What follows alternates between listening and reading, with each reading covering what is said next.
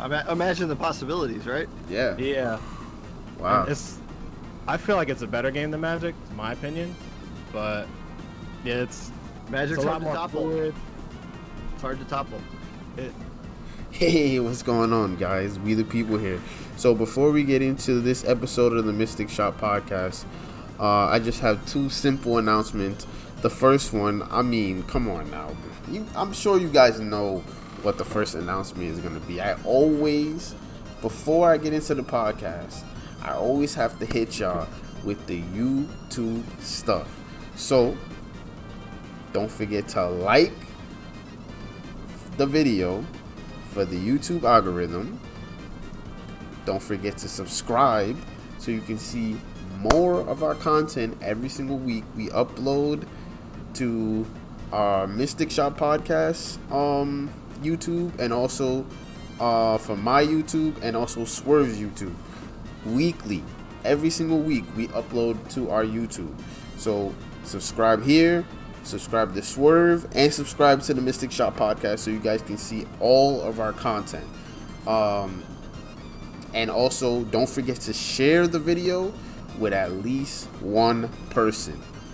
And last, but certainly not least, you guys gotta comment one thing that you learned from this video, because Mulligan gave us Mulligan gave us a whole lot of information about him. I appreciate him for coming on, and hopefully you guys learned something from this episode. Second order of business. You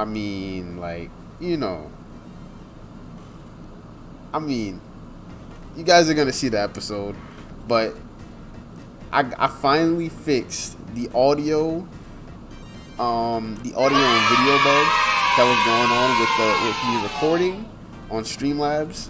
So hopefully that's not an issue anymore.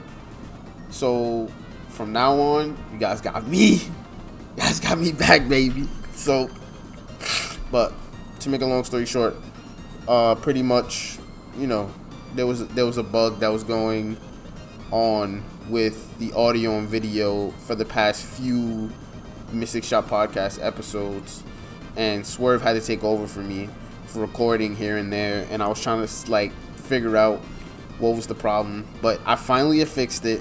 So from now on, every single episode is gonna be good quality, not just on SoundCloud, not just on Spotify, but also on YouTube. So I got it for you guys. So without further ado, here it goes. So guys, enjoy the podcast. And don't forget to check the links down below for Mulligan. Alright, enjoy. Hey, what's going on, guys? So this is Mystic Shop Podcast, episode 39. Yes. What's 39. Going on, everybody? We got another special guest with us, Mr. Mulligan over here. What's going on, bro? How you doing? I'm good. I'm doing good. That's cool.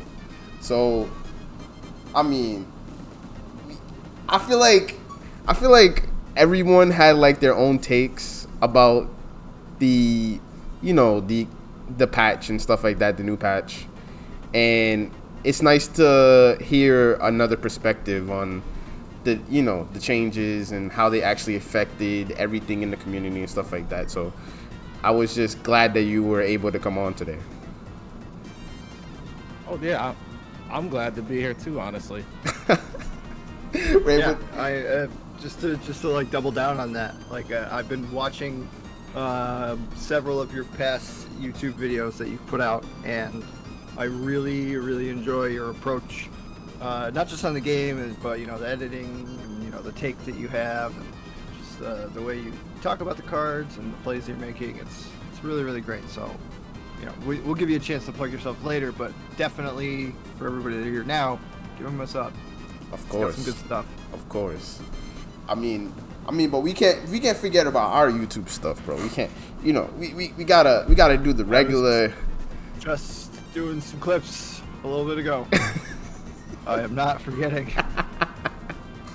So, for all the YouTube people that are gonna watch this, don't forget to like, comment, and subscribe, guys. And don't forget to share with one person so more people can find out about the LOR community. We have a lot of people. We have a lot of content. I mean, I'm sure you guys know about Mulligan. Like, you know, he's big on YouTube. But if you don't know about him, his link will definitely be in the description below. So go check that out.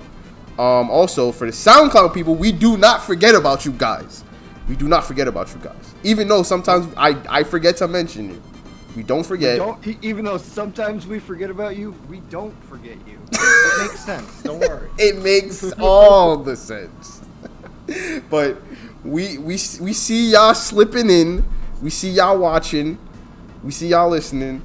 And we appreciate you guys. We appreciate everyone that shows any support to the podcast. And you know, we trying to escalate. We trying to continue bringing on more people, so we can hear everybody's takes and stuff like that. But all right, enough of all the advertising, enough of all the Mystic Shop podcast stuff. So let's get into Mulligan.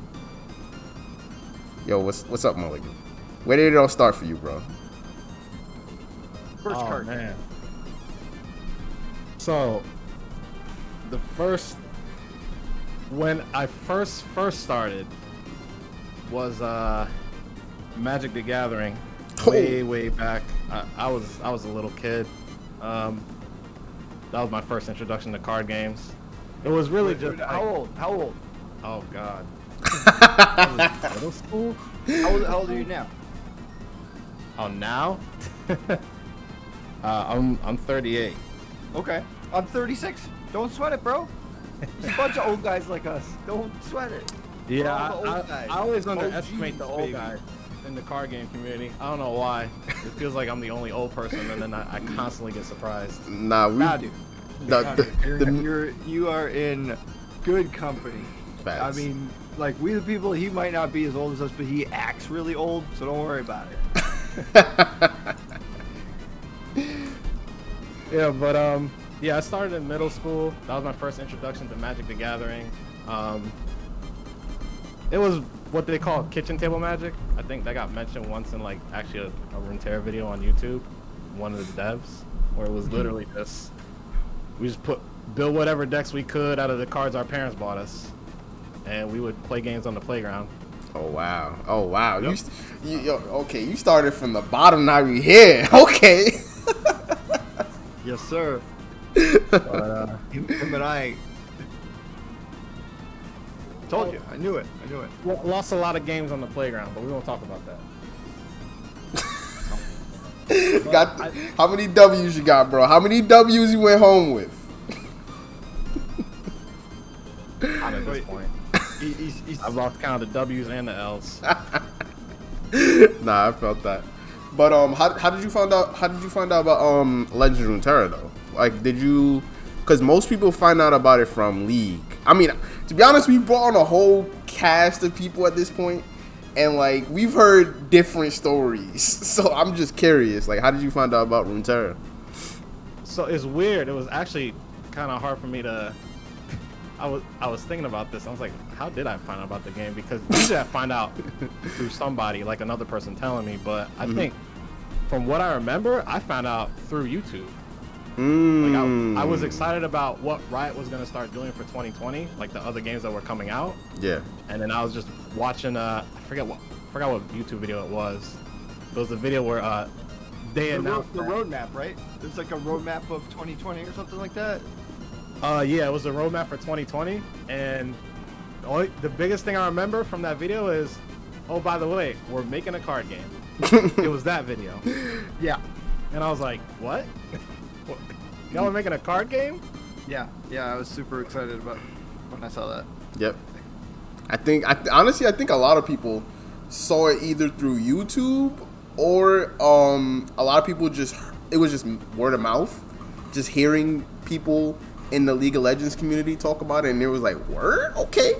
That's all I needed to know. So it's so weird too, because like even after I was surprised they were making a card game, but afterwards I was very skeptical Like I kind of just rolled my eyes at it afterwards. I was like, yeah, okay, Riot, you jumping in years and years later when Hearthstone and Magic have been like the top card games for a while now. Yeah, years to come. And Artifact had bombed from Valve, so I was like, what is this game gonna do? Like, this game's not. And they surprised me. Yeah, When I actually started playing, I was like, oh, this game's actually really good. Yeah. Nah, it was. I feel like a lot of people were skeptical because I feel like a lot of people looked at Hearthstone and they're like, yo, what could be better than this? Like, yeah. I feel like that's what a lot of people's take. But once they started playing the game and they felt how fluent it was, they were just like, all right, is the taker, Right. bro. But so we've learned about Mulligan, the LOR player. Let's learn about Mulligan, the YouTuber, because there was stuff on YouTube from you before Runeterra, correct? Yes. So I came from, there was another card game I played called Eternal, and I played that from 2016 up through, I'll say 2020. That was the last time I played, right before open beta for Runeterra started. I would still say that's still kind of mainly what I'm known for, even though I've switched to Runeterra at this point. The past like 100 or so videos that I've done, but yeah, I did that for a couple years, and then Runeterra came along, and that was pretty much it. wow.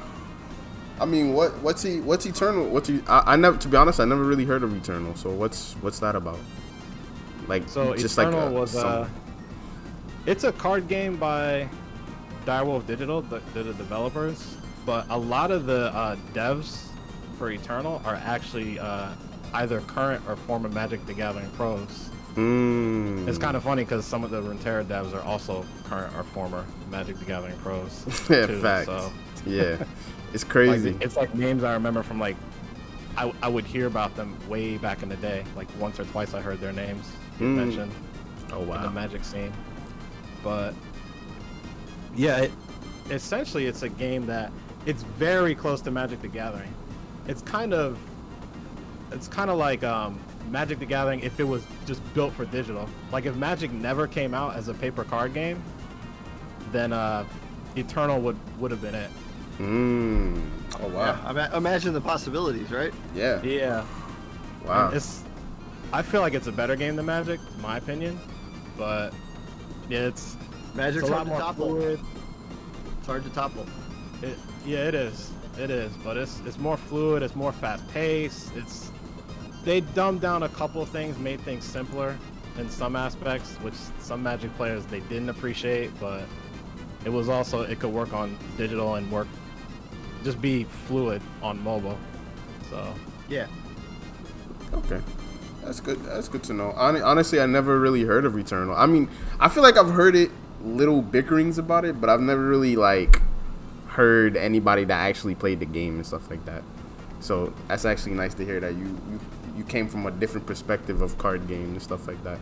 But also, I don't mean to bring up like we were talking off air, me watching your video, but in your video you seem like you have more of a game designer kind of point of view. Like, is there kind of like a reason that you like? Have you ever thought about designing a game, or is that just your perspective in general? I've noticed more recently, in the past maybe 2 or 3 years, I've kind of had more of that perspective. I don't have a game designer background. I'm not looking into designing a game myself. I actually don't really have any intention to. I never really gave it much thought, to be honest, but I think for the past few years, I've started to get a little bit more intrigued about, what's behind the cards that are made in a card game, type of thing. But okay. Nothing formal or anything like that. Just sometimes I like to kind of dip into that space a little bit, but I keep telling myself I need to be careful because I'm not a game designer. Yeah. So I don't want to say something and then it's like it doesn't sound like, and then I don't know what I'm talking about, type of thing. So Yeah, it's hard to do that. It's hard to peel back the layers of the onion and look in and see something you've never seen before and try to describe it without sounding like an idiot. exactly.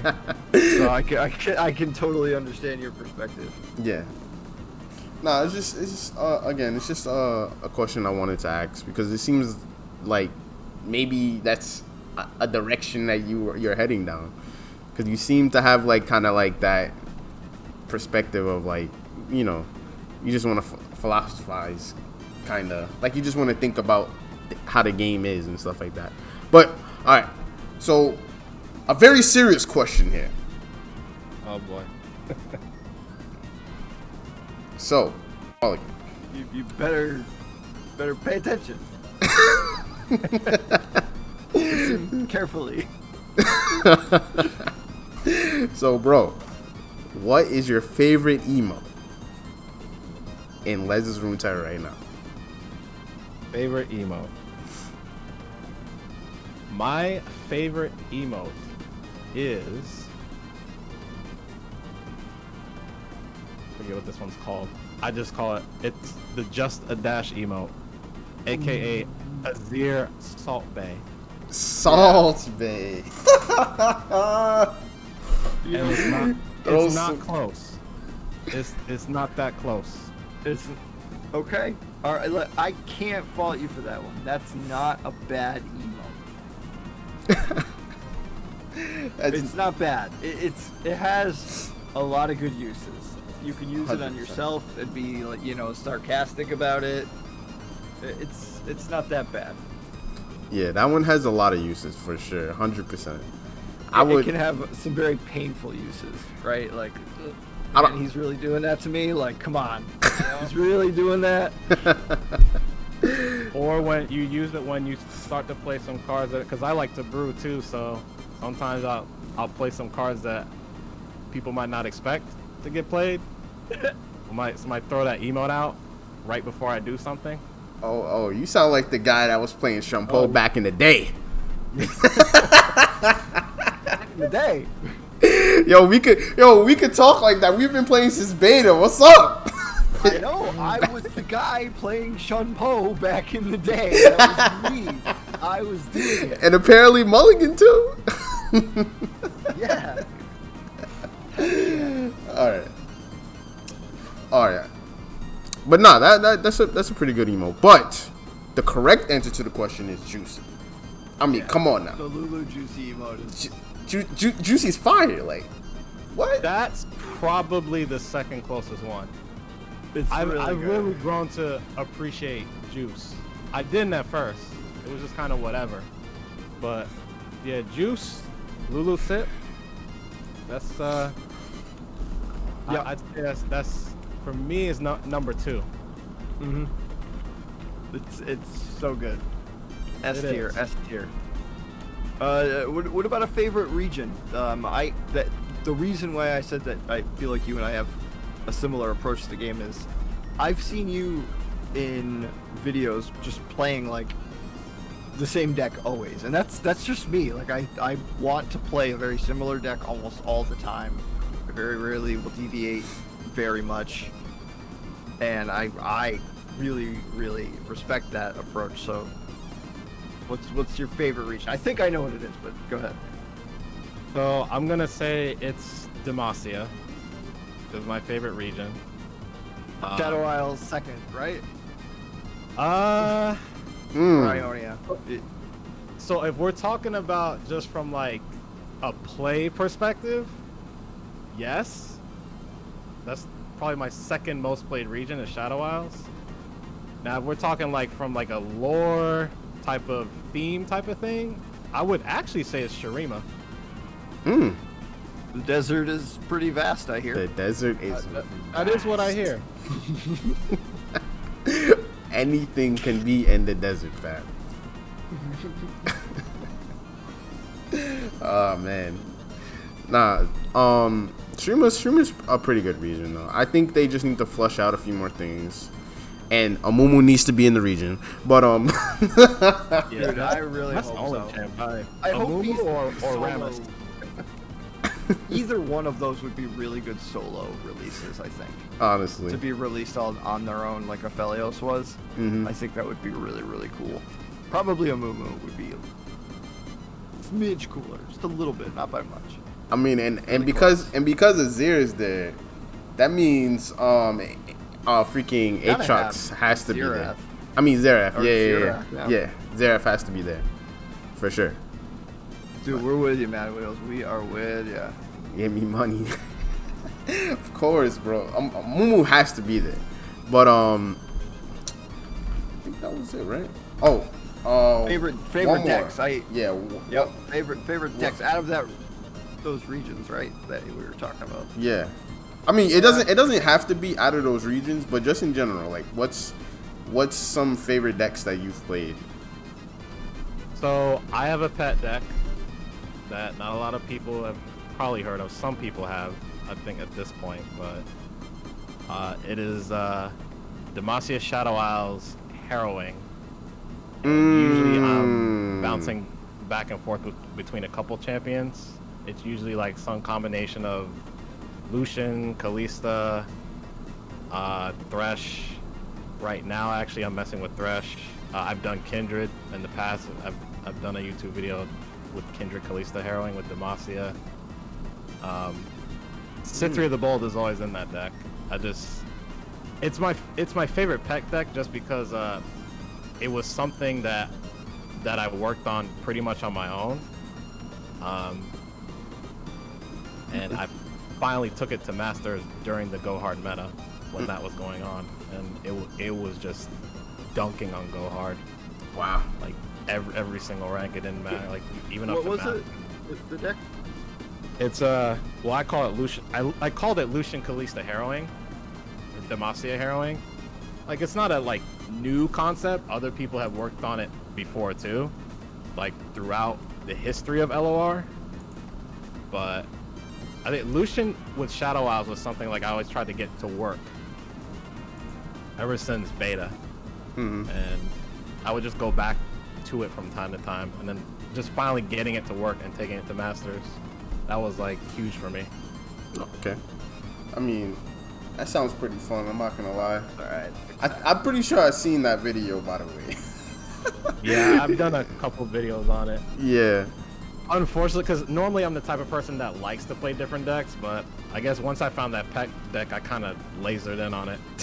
I mean, it is a good deck, and it has a lot of flavor, especially with Lucian. When they changed, with that change to Lucian, people didn't even understand how big that change was to Lucian from to get the rally. Yes. That was such huge. a big change. Yeah, monstrous change. I'm having some technical difficulties on my stream side, so I'm a little distracted. I'm sorry. Nah, you're good. You're good. I kind of figured when you dropped out of the call, I was like, yeah, I think my internet went, and I don't know, something's messed up. Just give me a sec. But yeah. Carry on. Sorry. Okay, but I think that the deck is really cool because I did take a peek at it earlier today, but I think that the deck is really cool, and then also. Even if I love decks that have like, all right, even if this doesn't work, even if that doesn't work, guess what? I got this Harrowing, bro. Like it seems like that's what that card is in there for. It's like, you thought it was over. Exactly. You killed my board. All right, kill it again. It's like if you don't kill it, then you're gonna die. Exactly. Yeah. No, I feel you on that. And I could see how that really topples over Go Hard, because even if they kill your units, you still could come back. Because even if they Go Hard you and do the one that wipes, to be honest, I kind of forgot the freaking what the other card is called. Yeah, pack your bags. I'm sorry, I don't even know how I forgot the name of pack your bags, bro. But anyways, how they could pack your bags.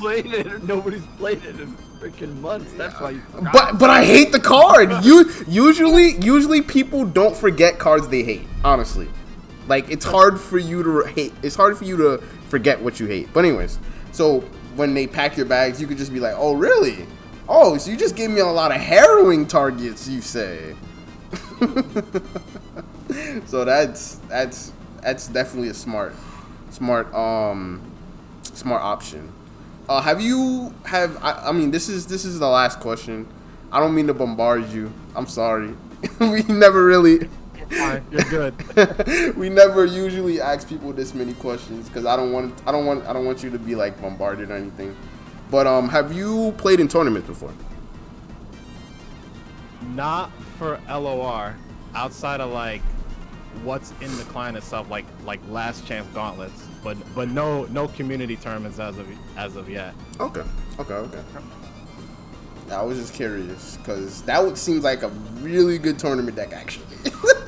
Yeah, I mean I bring it to gauntlets and it does pretty well overall. I mean it doesn't do well all the time, but like I mean people ban it because sometimes I bring a lineup. It's like of 2 decks that they know, and then there's that one that they don't know, and they end up banning that one. They don't want to play against it because they don't want to deal with whatever weird stuff you're gonna be yeah. You rather just deal with the meta decks. Yeah. I think that's how a lot of people feel about, especially in Gauntlet. They'll rather be like, you got Aurelia and Nasus? All right, cool. I'll take that over some harrowing bullshit. Like, what? Exactly. So, like, they're looking at that harrowing like, I don't even, like, none of my decks deal with that. So, yeah, I'm just going to ban that. But, all right. Swerve, Main topic. Swerve, are you good? Juice. Are you good over there? Yeah, I'm good. I'm good. All right, cool. All right, so, yeah. We get into the meat of the podcast episode. So, in general, like I was saying earlier, I feel like there's a big outcry for, people talking about how there needed to be more changes and stuff like that, and how maybe the patch wasn't as big as everybody wanted it to be and stuff like that. But like I was saying before, I do agree with a lot of the points that you had said in your video, and also some points about like how there have been a crap ton of metas that like I felt like either we didn't have enough time to really understand exactly what was good in the meta, and then also it was like I feel like everybody just net decked because it's obviously easier, and people didn't really innovate. And I feel like I can agree with the point of like how maybe there's just some decks that we just don't know of, like literally. Yeah, if you don't mind, I wouldn't mind jumping onto that point, because there was a very dominant meta deck in tournaments and on ladder just a few metas ago with TF Fizz, and that wasn't discovered until like 6 or 7 weeks before or something. Like it was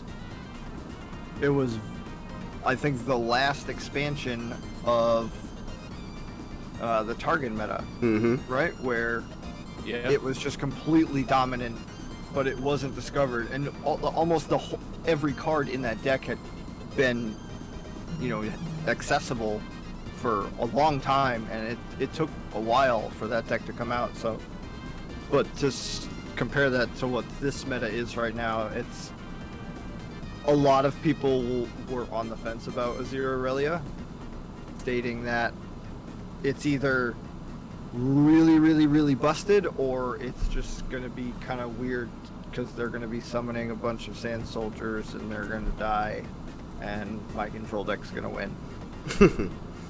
You know, like that just kind of speaks to that's my personal feeling about this meta. That's part of it. I mean, I can agree with that, but I also think like, cause I feel like, I mean, this is a conversation. I feel like a lot of conversations need to be had so that more of the community can start understanding that everything that you see on Twitter and Reddit is not 100% of the community and how we feel about things. Because I feel like a lot of what you see on Reddit is so hyperbolic, and it is not how everyone feels. Like, honestly. And I mean, I do appreciate the devs definitely going on Reddit and actually talking to people and, trying to calm down the mob and stuff like that. But I mean, to be honest, the devs don't have to do that.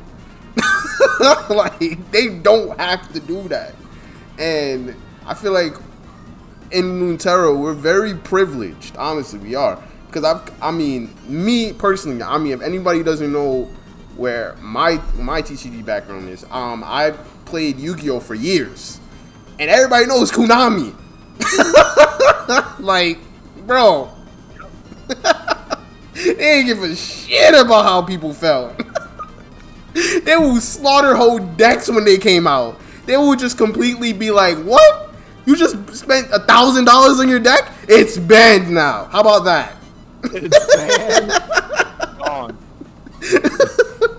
How about that? How about you spend? So how about many friends play Yu-Gi-Oh?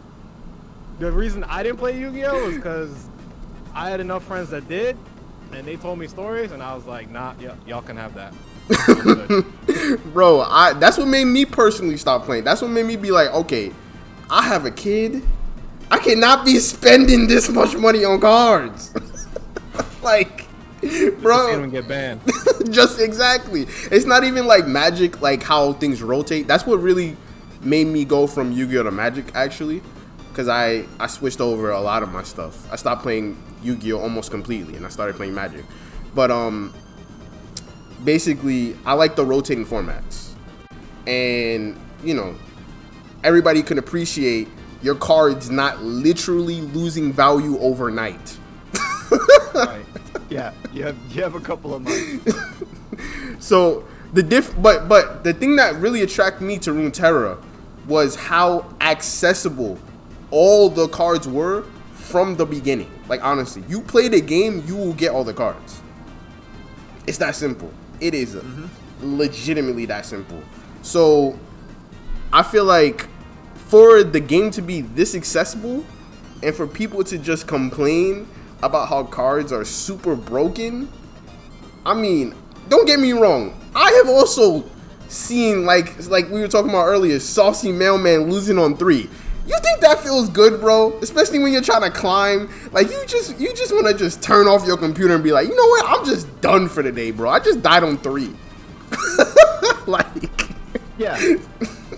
And to kind of further all of that, is what's frustrating about that deck in particular is that, not that it killed somebody on turn 3, like, there's decks out there that can do that and should be able to do that. It's that deck can do that, and it can crush you on turn 4, it can devastate you on turn 5, it can completely annihilate you on 6 through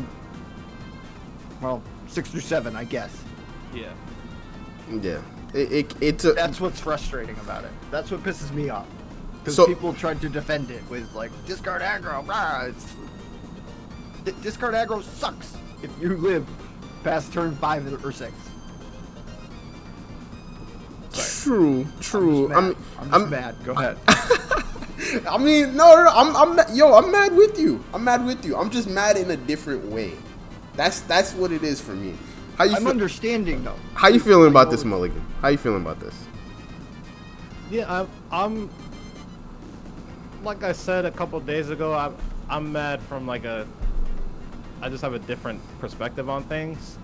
And maybe this is me. I realize I'm probably in the minority when it comes to Azir Aurelia. Like, I acknowledge it's a very powerful deck. It's very frustrating to go up against. It reminds me of a bunch of other decks in past card games that did like almost the same thing as far as how oppressive it was early on. Like those first, especially like turns 3 through 6, especially. Like it feels like you are scary. You are under the gun. You are under the gun. But I don't know. I've always been the type of person that ever since I've got into card games, I've just always been the type of person that whenever a deck like this comes along, I always see it as a challenge.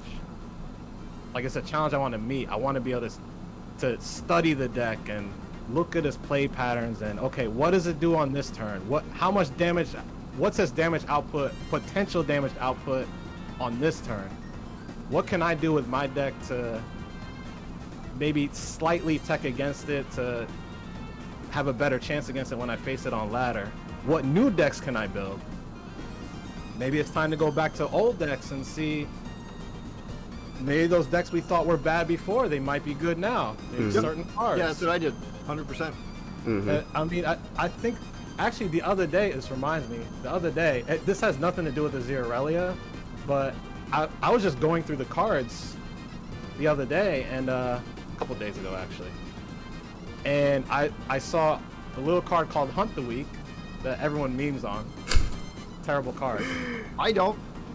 I don't think it's a meme. When TLC was huge, I teched that in.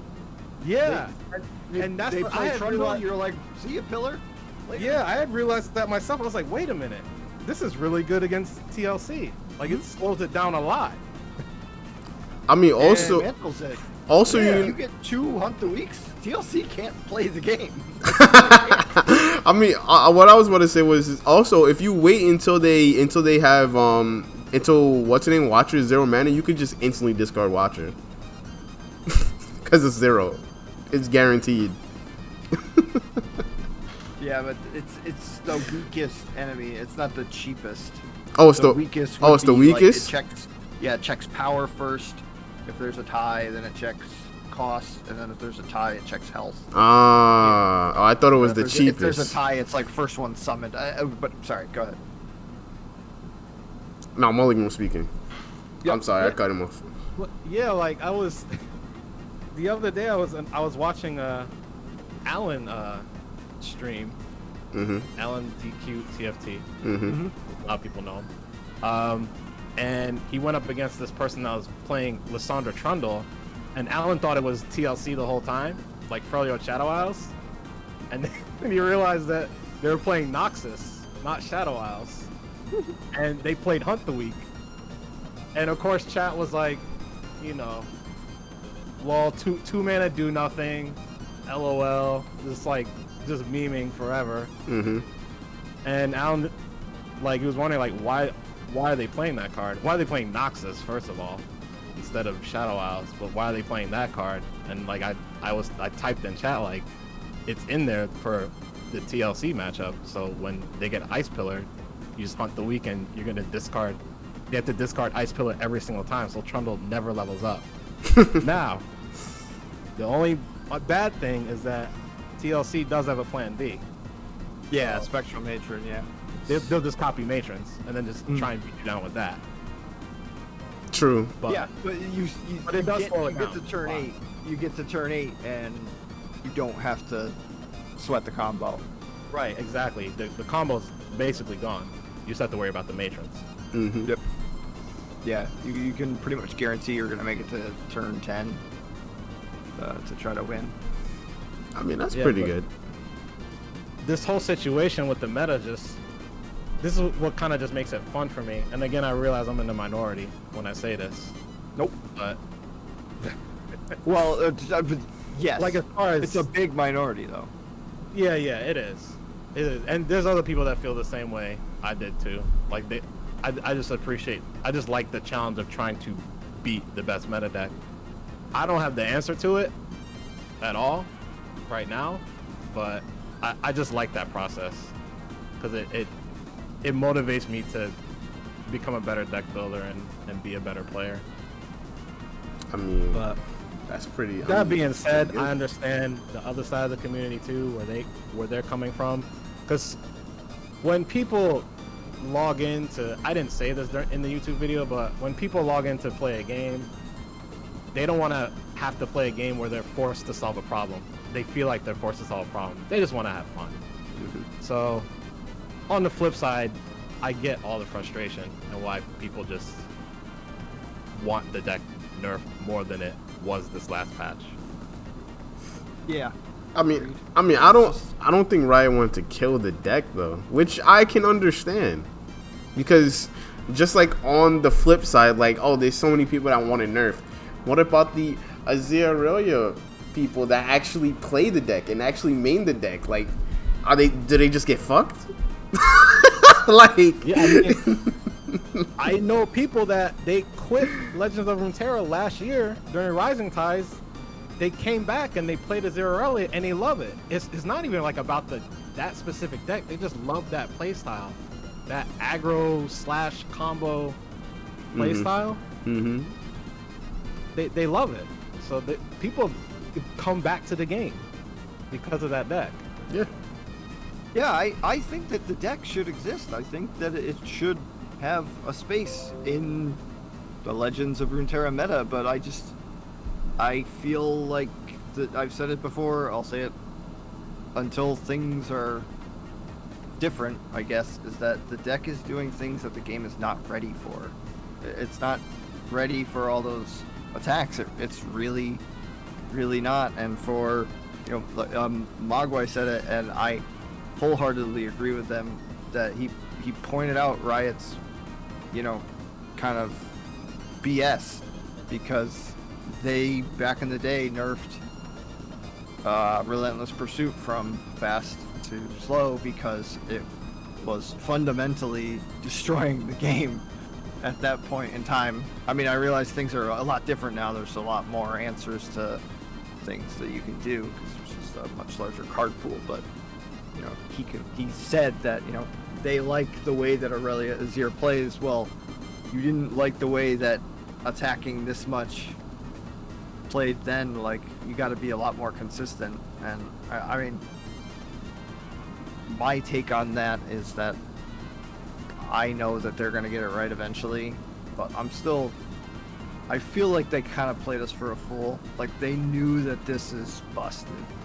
Like, they knew that it was going to win too much, and the face of the ladder was going to change for the worse for some players, myself included. And they just kind of went like, hey, we don't care. We're not going to nerf it because everybody that's playing on their phones really likes it. Screw you guys. Like, yeah, I feel like that a little bit. Just a smidge. I know they're going to get it right, but I'm salty a little bit about it. I am. Damn. It's understandable. We've gone from 2 attacks not being fair to like 4 attacks, 3 to 4 attacks being fair. It's like, yeah. Like, on turn 5, I dropped a Gangplank, and I couldn't attack because of his freaking sparring student that he dropped on turn 1. Do you guys realize that's just fundamentally wrong? There's something wrong there. Oh my gosh. Yeah. I get stuffed by a sparring student on 5 in Bilgewater? Mm-mm. I mean, Bilgewater is in emergency mode at this point. Let's be honest here. Like, it's not good right now. I admit it. I wish it were. I But mean, Bilgewater's got mechanics that are kind of tough. yeah, To make them too good. yeah, exactly. I was about to say that. That's the thing with Bilgewater, is when Bilgewater is good, they're too good. Like, every single time. they steal your cards. Literally. Like, your cards? Nah, my cards. Yo, it's like I feel like when Nab came out, it was just like, yo, whose deck am I playing? Am I playing my deck or am I playing your deck? You're playing against 2 decks. The answer is C. Both decks. Both decks, bro. Like, Yeah. That I never once caught it in a clip on stream, but there's plenty of times where I was playing against Demacia decks back in the day, and I would almost always nab the Unyielding Spirit back when it was burst. It was so funny. I almost always would get it. oh my god. Like, shame on you, dude. Sorry. Still people single combats. They go in for a single combat and then you single combat them. They're like, what? I played a lot of Gangplank back at that point in time, so my barrels were living. Oh forever. man. I mean, but here's the thing. The game was in such a different state. Like, I don't know. There's a lot of things that I can agree with and disagree with. I think the only thing that I will agree with when it comes to what people are saying right now is I wish that there were more, maybe a little bit of more buffs, a little bit more changes to older cards, because like the fact that they leaving so many cards like just like unplayable, it's just like, bruh, like, well, Lux. Yeah. I can understand some of that stuff. like trying to get older champions, especially Mhm. back into the game more and more. But like, there's some cards like they were already buffed or already nerfed, and you know, it's just kind of, it is what it is. Like, we're not going to get these massive sweeping changes all the time. That kind of change should only happen, you know, once in a great while. True. But I agree. I would like to see some more tweaks to all the regions. Every region should see something every now and again. I mean, yeah. I could see. I mean, maybe again, and I think I was saying this earlier. It's more about the communication more than anything. Like I feel like they should have maybe communicated with us more. But like, I know that's not their job, especially the devs. Like, that's not their job to be like, oh yeah, guys, the next patch is gonna have no changes on it, so get ready for your assholes to be plunged with the zero. Like, that's not really their job. So like, I'm not expecting them to do all that. But like, you know, I just want them to communicate a little bit more, just a little bit, just a little bit. You know, just give us a heads up. Like, all right, next patch, you guys might be a little disappointed, and we'll be like, okay, all right, so maybe I should play some TFT. Nah, I'm joking. I'm still gonna play Runeterra. If you're looking to hire a Legends of Runeterra community manager, I might know a guy. Oh wow.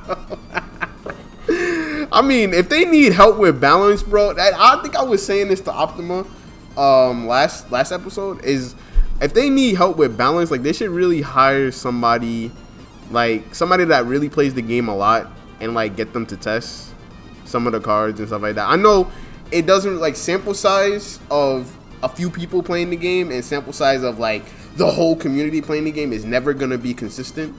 But like, I don't know, maybe they should bring in more people. That's all I was thinking. But Possibly. did you have anything else to add, Mulligan? Not really. Other than that, I would like to see. They said there's gonna be a big patch in 2.11.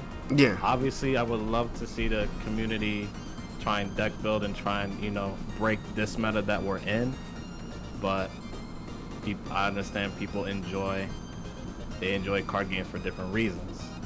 But outside of that, patch 2.11, I do want to see some old cards being buffed that maybe haven't been touched yet. And more than that, I really want to see the next set have less obvious archetypes among the new cards, where we actually have to think Yes.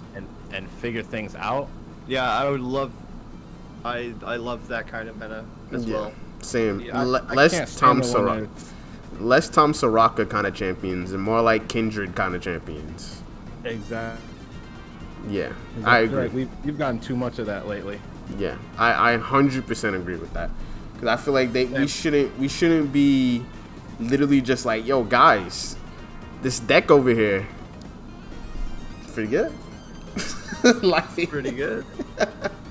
like, we shouldn't know. I'm not saying that the meta shouldn't be solved like 1-2 weeks. I mean, of course, people are gonna figure things out and they're gonna be like, oh, this is pretty good.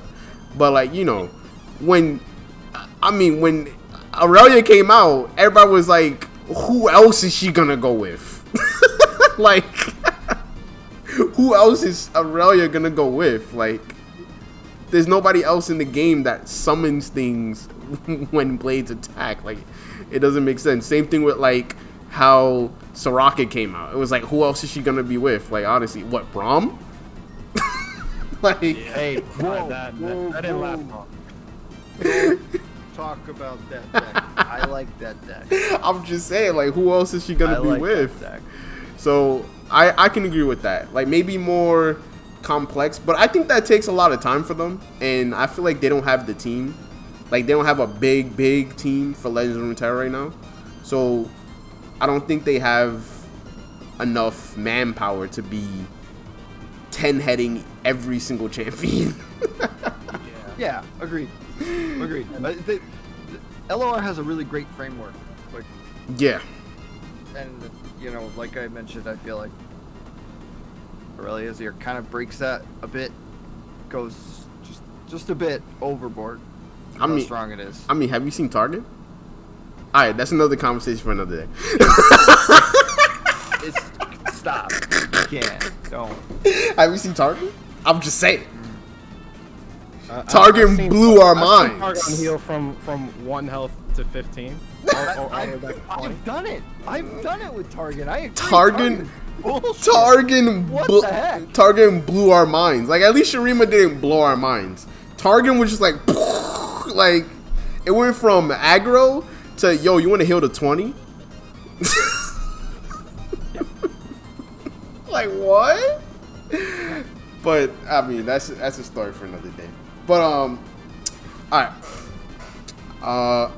Let's plug yourself, Mulligan. Let's talk. Okay, of course, Where can people find you, man? Where can we find you? Yo, they need to. Yo, bro, they gotta know where to hit you up at, bro. Come on. Alright, so anywhere on the internet, you can find me at It's Mulligan. No spaces, no underscore, no dashes, nothing. Just It's Mulligan. YouTube.com/It's Mulligan. Twitter is It's Mulligan. Twitch.tv/It's Mulligan. I actually started streaming again yesterday. Oh, welcome back, bro. Get over there. Welcome back. Things are still gonna be a little sporadic for the next couple of weeks, but things are kind of up in the air in real life for me right now.